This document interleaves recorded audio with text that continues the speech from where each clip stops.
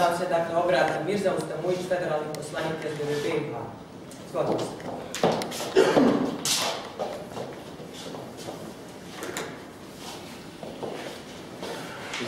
Želim da se zahvalim što ste danas došli i želim predstaviti sam jedan ljepšeg spovoda. Čestitam 8. marta današnje. Ovako, današnje saopštenje povodom vanredne konferencije koju je sazvao Savez za bolju budućnost glasi ovako. Savez za bolju budućnost Bosne i Hercegovine ne smije propustiti sudbinu Mostara, Stranice demokratske akcije i Hrvatskoj demokratskoj zajednice Bosne i Hercegovine. Osuđujemo negativnu politiku SDA, HDZ, BiH koja godinama radi u pravcu podjele Mostara. Smatramo politički neodgovornim da SDP kao nova vladajuća vodeća stranka u aktualnoj koaliciji umjesto novih ideja i energije u rješavanju pitanja Mostara sve prepušta manjem koalicionom partneru SDA.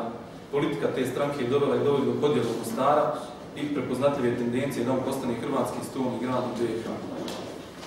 Dalje, povećanje stope PDV-a vodi u ekonomsku katastrofu. Savez za bolju budućnost Bosne i Hercegovine oštro osuđuje povećanje stope PDV-a koje vodi u ekonomsku katastrofu, jer je u ovom trenutku Bosna i Hercegovina prva u regionu u Evropi po poreskim i drugim opterećenjima na privredu. Pod 3. Vlada Federacije u vraćanju svoje imovine je krenula od rijepa.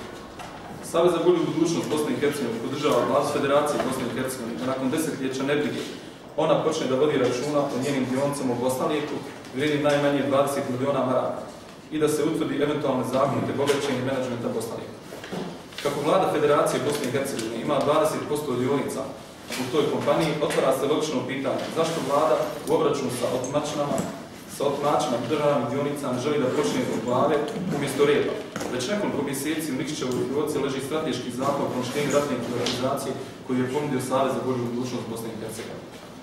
Uz to, Vlada BiH se očigledno uopće ne zanima za otuđeni, ali suštinski njen 1,5 milijardi konvertibilnih maraka vrijedan 100% udjel u još bogatijim i po kapitalu vrijednijim kompanijama, kao što je Kombinat Aluminij Mostar, odnosno Klas, Sarajevska pivara, Vega Fruit, Dijamant i još stotinja kompanija koje od državi i narodu uz pomoć korumpiranog vrha stranke demokratske akcije otela samo jedna porodica.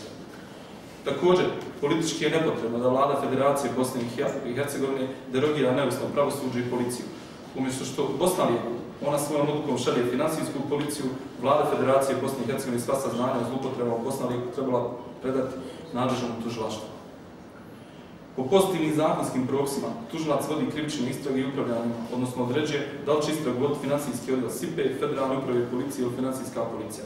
Ovako, Vlada Federacije Bosne i Hercegovine uspostavlja nedopustivu praksu da izvršno politički organi upravljaju istragama umjesto neovisnih tužilaštava i policije. Inače, Savez za bolju budućnost Bosne i Hercegovine smatra ispravnim da Bosnanik dobije novi menadžment, bolje upravljanje i privatnim i državnim kapitalom te ohrabljuje dovođenje strateških stranih investitora u tu kompaniju, kako bi prestala njena porodična eksploatacija. Savez za bolju budućnost Bosne i Hercegovine poziva Vladu Federacije BiH da kako je iz puno razloga i opravdano negativnu javnost eksponirala ime prvog čovjeka Bosnanika, gospodina Edina Arsanagića, isto učini i sa menadžmentom kompanija, čiji poreski dug preko milijardu konvertibilnih maraka i čija imena nedopustivo krivo od javnosti. Hvala.